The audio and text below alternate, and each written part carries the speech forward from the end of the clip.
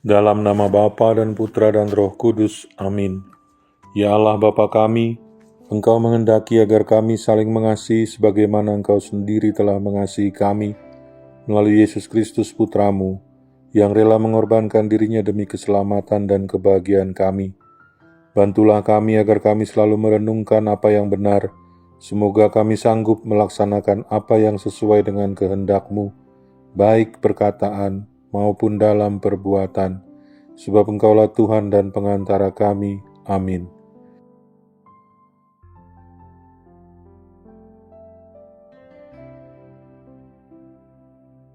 Tuhan bersamamu dan bersama rohmu. Inilah Injil suci menurut Yohanes. Sekali peristiwa, Yesus berkata kepada para pemuka Yahudi, "Bapakku bekerja sampai sekarang, maka aku pun bekerja juga."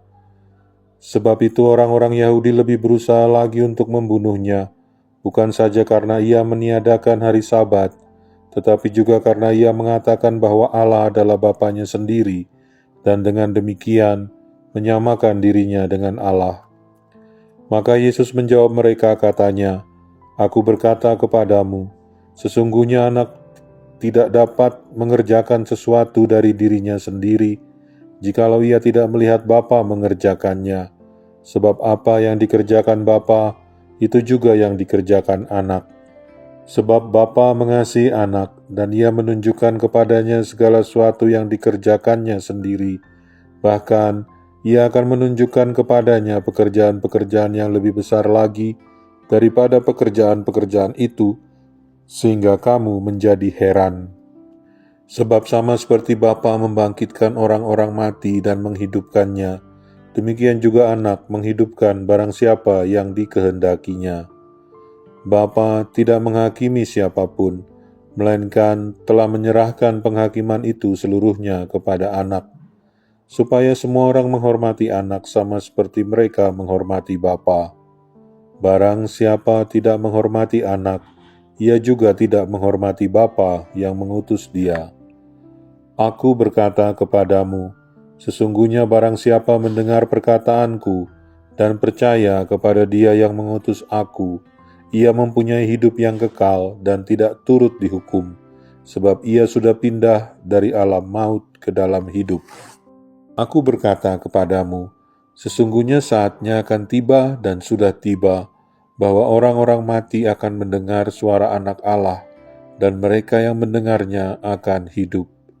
Sebab sama seperti Bapa mempunyai hidup dalam dirinya sendiri, demikian juga diberikannya anak mempunyai hidup dalam dirinya sendiri.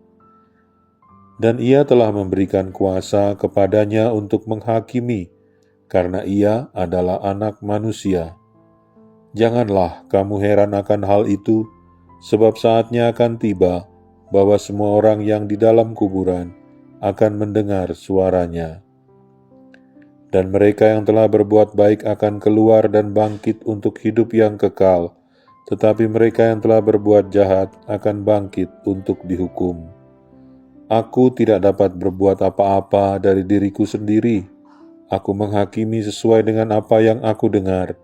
Penghakimanku adil, sebab aku tidak menuruti kehendakku sendiri, melainkan kehendak Dia yang mengutus aku." Demikianlah sabda Tuhan. Terpujilah Kristus. Saudari-saudara yang terkasih dalam Kristus, dalam kehidupan sehari-hari tentu kita semua pernah mengalami yang namanya pengalaman tidak mengenakan. Pengalaman-pengalaman ini seperti pengalaman di penjara, dikhianati oleh teman, sakit maupun dicemoohkan oleh orang-orang terdekat kita. Tentunya semuanya itu merupakan bagian dari perjalanan hidup kita. Ketika diperhadapkan dengan semuanya itu, kadang kita merasa frustasi, bingung, cemas, bahkan takut dengan keadaan kita. Bahkan mungkin yang terlintas di benak kita setelah kita mengalami semua itu adalah tidak ada yang mau menolong. Padahal kita memiliki Allah yang hebat, yang selalu ada untuk kita dan yang mengerti keadaan kita. Kita mengetahui bahwa Allah sama sekali tidak melupakan kita dan tidak pernah meninggalkan kita sekalipun.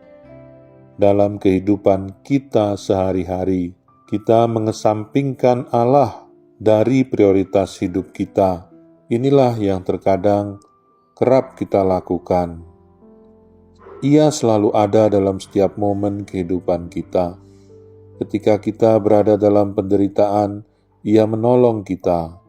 Ketika kita terkurung, Ia membebaskan kita. Dan ketika kita lapar dan haus, Ia mengenyangkan dan memuaskan kita dengan segala kelimpahan.